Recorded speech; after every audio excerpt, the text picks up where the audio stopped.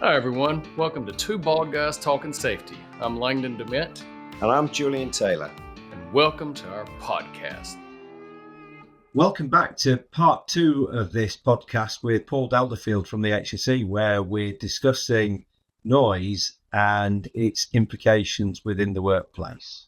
What's the sort of situation in the US when it comes to noise in terms of the level of the problem and how it's sort of perceived? I think it's pretty similar. This is one of those, and it's actually what I was kind of leaning towards. Ergonomic issues in general. If you look at the risk factors, all those, hearing is classified in the States under NIOSH, kind of part of the ergonomics, and what Paul is alluding to with hand-arm vibration, carpal tunnel. Think of all the MSDs. There's a lot around it, but at the same time, it's one of those that I don't want to say out of sight, out of mind, because it's not, but there's not a lot of, it seems, direct correlation or tangible things that organizations are always doing to change that. If you think of overexertion, for example, or back pain, MSD related injuries, that's a third of all injuries and illnesses every year that require days away from work. And historically, it was the same in the UK. Paul, you can correct me where I'm wrong, but in the States, they're all typically MSD related. When you think of that specifically, and then you start thinking of the noise impact within that, to me, all ergonomics, so often you go straight to just what type of corrective action of PPE can you put into place. The engineering, it's very, I'm not going to say minuscule, but it seems like they will go through, we make those recommendations, we make those changes, but then if there's, and what I was getting at earlier also, if there's something where you cannot completely engineer it out, they just go, it's almost like you skip all the others and go straight to PPE. Seems like the admin, the only time that is really being managed is if it's excessive, truly excessive. So I think there's room for that I think there's definitely room of improvement for that realm. It seems like in the States for sure.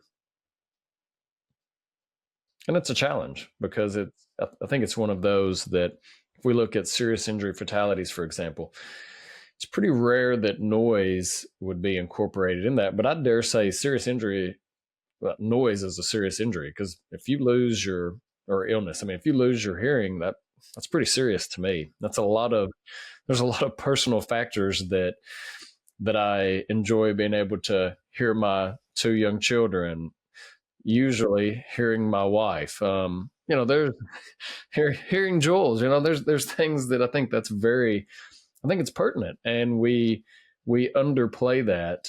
And I think if we really start thinking about it, not just as engineering controls, but even what are essential controls, so your direct controls we have to have in place so that the chronic issue does not lead to a catastrophic, is something that I don't know that we consider it here the way we should, honestly. Certainly within our internal way that we assess severity of risks, we would consider disabling levels of noise-induced hearing loss, as in, I think that's defined at more than something like 25 dB of hearing loss. We would consider that to be a serious health effect, which is the same as a serious personal injury. So it has the same impact on somebody's life, and is considered the same in the way that we look at risk. But you've just reminded me of something, which is that often noise or protecting against noise can also lead to accidents and safety incidents.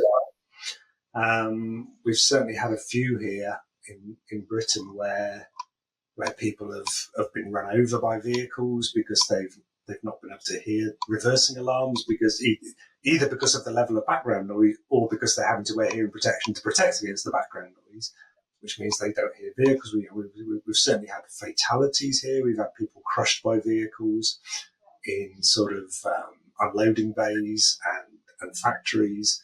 And there was one a few years ago where some workers on a railway line were run over as well by a train because they were working on the line and they weren't able to hear it approaching behind them.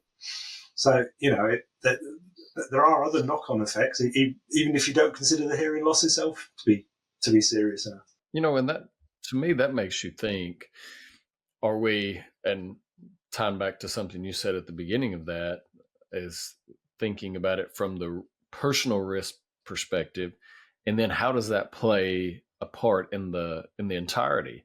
So thinking about that, for example, of someone being killed working on the railways, well, that's I'm not going to say it's an easy fix, but that's when you start realizing if you actually outline everything and you go through the process, you go through what that job requires. We know that we have to mitigate hearing or mitigate excessive noise, not hearing, trying to protect our hearing. If we try to mitigate that, then you start thinking, okay, another incident could happen because train come if they don't get a signal to stop. How can we ensure that is mitigated? And that's when we start really, I think, looking. That's what Jules and I speak to pretty frequently. It's that inclusive start the job when truly healthy, safe, and prepared. How do we ensure that we're putting all those processes in places? And because one of the leading precursors of serious injury fatalities, for example, through studies have shown that workers being actually aware of the job procedures. And it's not even just workers, but how often do we as safety professionals and management and all, are we taking everything into consideration, whether it's doing a pre-incident investigation or just really what does everything we need to have in place to ensure this job can be done in the healthiest, safest manner, and everything, all other processes are in. And I think oftentimes we I'm not going to say downplay, but we don't really consider those. We don't. I was going to ask another question. Because I've just whipped an article up which I remembered I'd been looking at the other day, which is basically a US centric article, and it's really saying that 33%, so really a third of all workers are at risk of experiencing hearing loss due to noise exposure, and it's talking in there about steel workers in particular, saying 80% of them are at risk of hearing loss. And so I suppose that was another question, Paul, which is, are there any sort of industries that as a sort of an employee of the HSE you'd have a particular focus on, or you would see as being a particular problem area? Yeah, so there's certainly a few industries that we're aware of, and we are focusing on. So, as you say, anything to do with metal bashing, whether it's steel working or whether it's simple making metal fabrications. People like to hit things that are made out of metal with metal hammers, I find, and as you can imagine, that's phenomenally noisy. One of the worst I saw was a place repairing skips, where they get skips that are dented and they then start bashing the heck out of them to get them back into shape, which is just horrendously noisy. Woodworking, as I mentioned earlier, wood furniture making, those sorts of things tend to be very noisy industries. Food production can be very noisy. Things like bottling plants can be very noisy, but also just packaging and machines and things like that tend to be quite noisy. What else? Waste and recycling, again, can be very noisy, particularly glass collection. I'll come back to that in a sec. And construction, is a classic. Construction sites are always going to be noisy because of the nature of the work that's going on. But yes, we do have an ongoing project, because in something that I don't know what the situation is in the States, but within Europe, it's fairly unusual in the UK that we do curbside glass collection. So, most households will have some sort of a bin these days to separate glass out into. And every week or every fortnight, they come round and they take that box of bottles and they tip it into the back of a wagon, and it makes a lot of noise.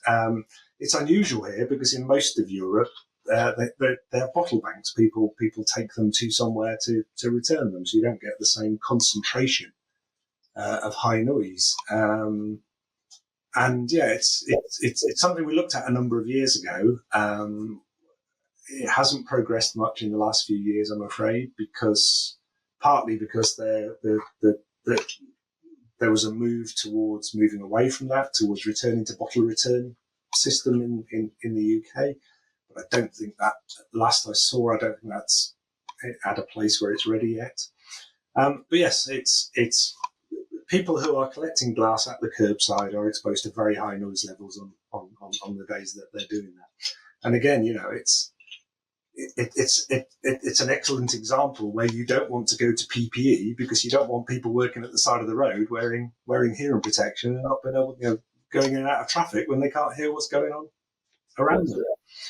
So yeah, it's an odd one. I don't know what you do in the States with that Langdon. I don't know that I know that either. No, okay. I mean, and I think it's very dependent. I'll say this: it's very, not even state. It's very dependent on where you live, as far as meaning collection of trash or recycling or whatever. Some places they have 7 bins. We have 2, and that's pretty much all your trash, all the recycling that the local place can accept, which, it could include things that technically are recyclable, but they aren't, or, so I think it's pretty dependent on where you are, but it's, it's very much still, if you have a lot of trash, it can be loud. I mean, and if they're dumping it into a big metal bin, or, that always plays a role as well. There is a particular satisfaction with bottle banks, isn't there, in trying to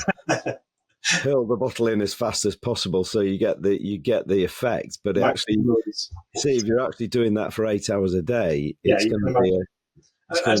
But again, it even though we're a much smaller place, it does entirely vary here by local authority. And this was one of the obstacles we hit, that you can't standardise because every local authority has a different way of doing it. As you say, some people have 7 different bins.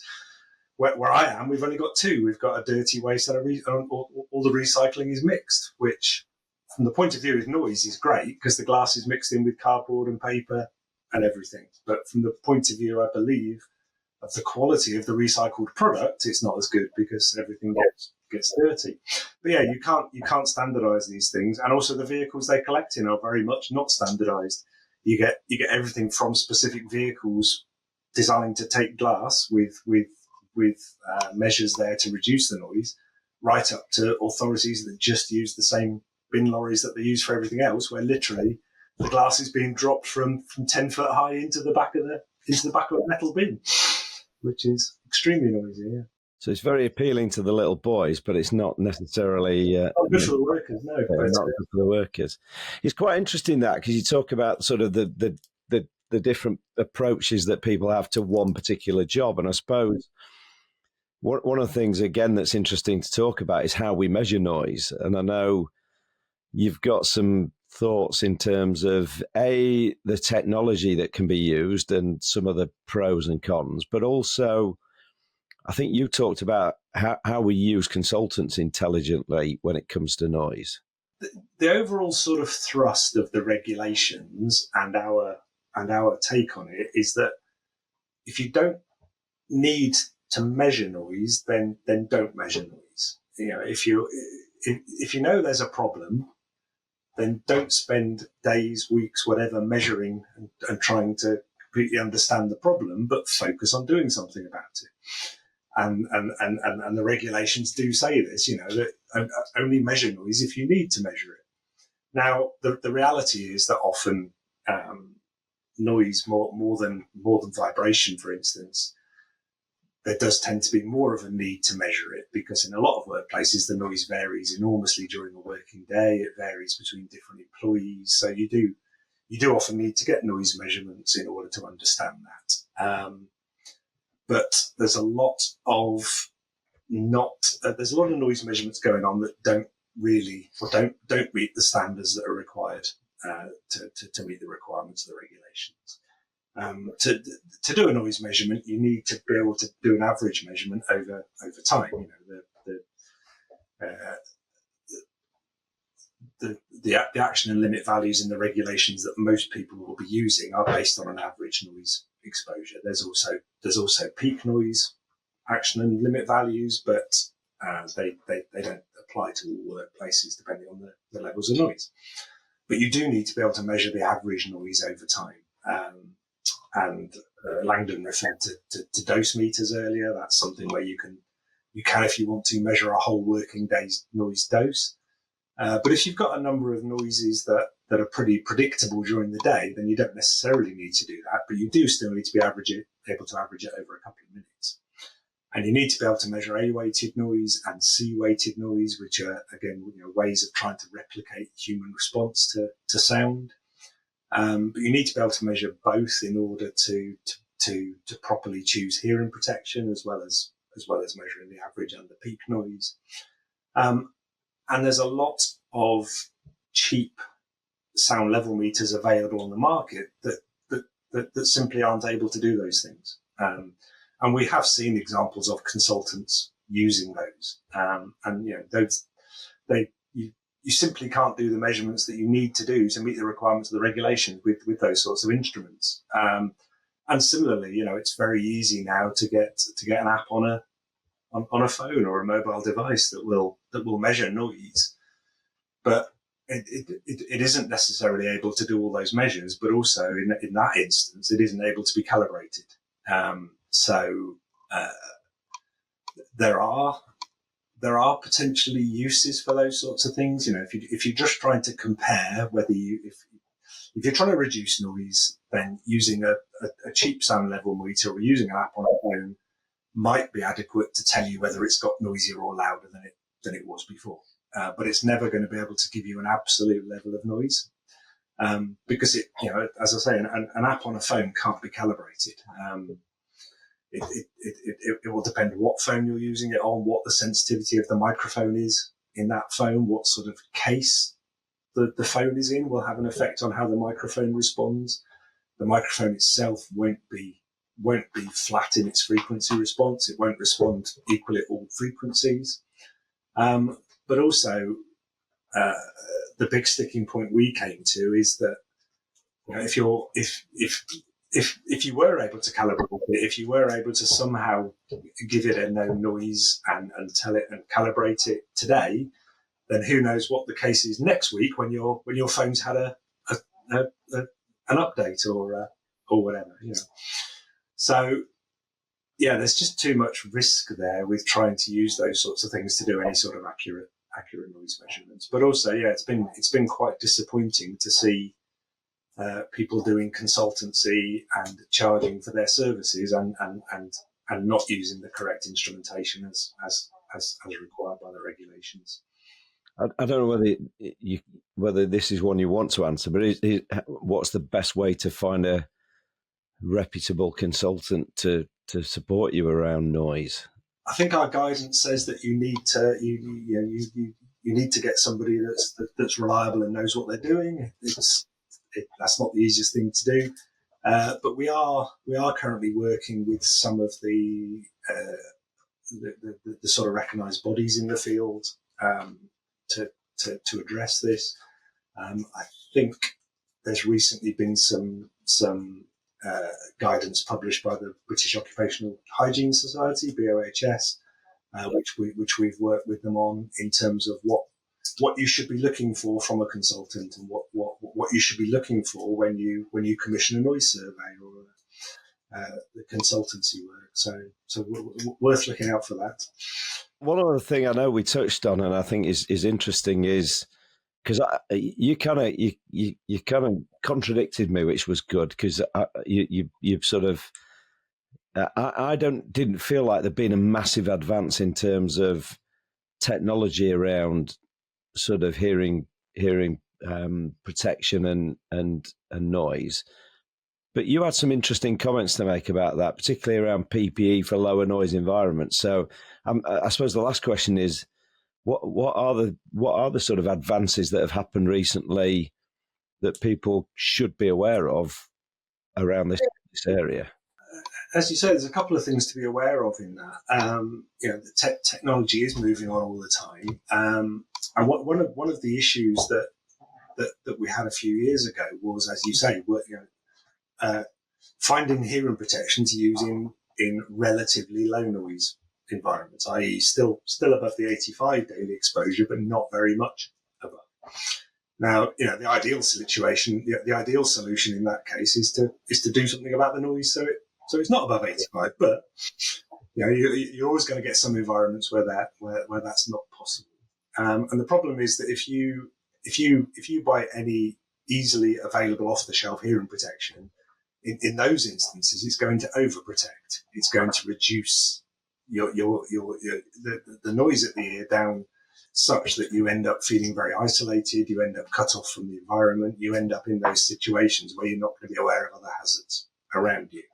You're not going to be able to talk to people. You're not going to be able to hear what the machinery is doing that you might need to. So the consequence of that is that people then tend to remove the hearing protection. And again, it then isn't having the effect you think it is. So there were some products on the market a few years ago that were specifically for those lower noise environments. I don't think those are on the market anymore because they weren't a sales success, unfortunately.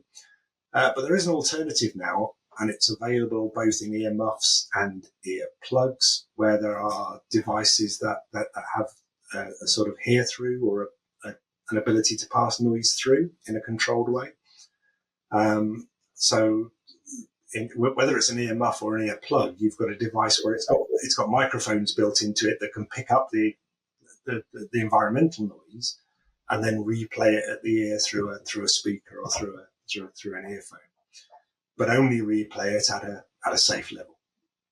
So that means that you can still hear what's going on around you. You can still hear speech. You can still hear other hazards. But you know that it's only being replayed at the ear at a safe level. So those are available from a number of manufacturers now. They are a bit more expensive than a simple passive hearing protector, but they're not exorbitantly expensive. So that is a solution for those lower noise environments. And the other things that are available now are a lot of earplugs. There's a lot of variation of earplugs available. And the important thing for people to recognise is that our ears aren't all the same size. It's not a simple one size fits all. And again, I've been to so many workplaces where they just provide one earplug. There's a dispenser on the wall, and everybody's expected to use the same earplugs, and it just doesn't work like that. Everybody has different size and shape ear canals. So you need to find an earplug that works for you. And so there's different sizes available, there's different shapes, there's different types. There's a lot of non-disposable ones around now that can be cleaned and reused, which is potentially a cost saving, potentially an environmental benefit. So have a look at what's available on the market. There is an awful lot out there, and if hearing protection is what you have to depend on because you can't do anything about the noise, then at least find something that works for you, and it's gonna be something you can wear all day, every day if you need to. It is interesting the whole plugs thing because I dare I say this on a podcast. I have a partner who snores, and so I actually wear earplugs when I go to bed. She says it's so that I can avoid conversation, but it's amazing now because I'm also a tight Yorkshireman, so I don't like spending money.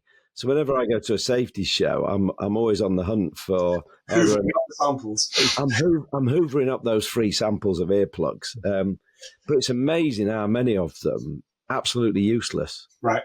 They just don't do the job. They don't fill the ear canal. They don't do the job. So yes. I think it's a really good point, Paul, which is you can't just have one size fits all. You can't. I mean, Langdon's ear canals are way bigger than mine, for example. So, you can't have one size fits all.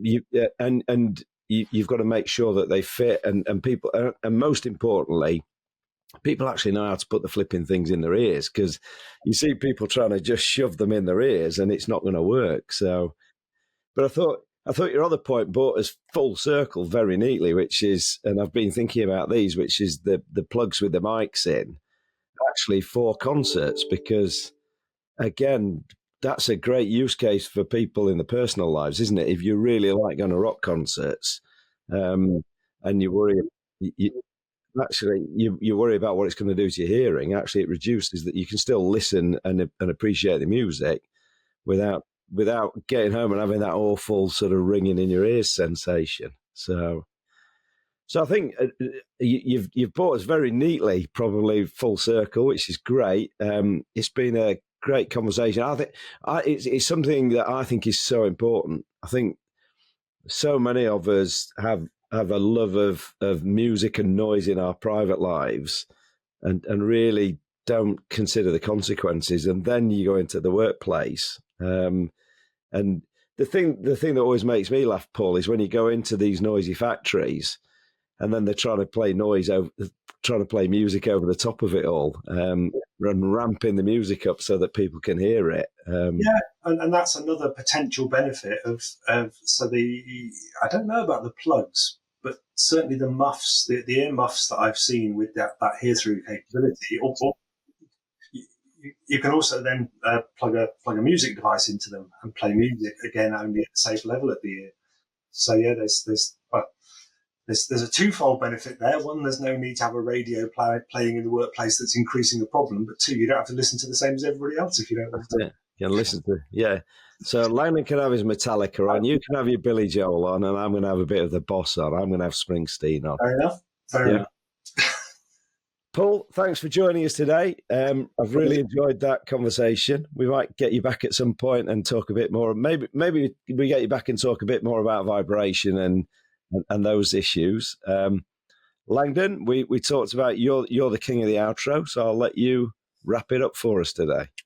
Thanks, Jules, and thanks, Paul. Once again, we do appreciate you joining us. Hopefully this is something that organizations and honestly just people alike as a whole can understand the importance of noise and of hearing. That is something I think we oftentimes, one of our very, very pertinent and special senses that we take for granted.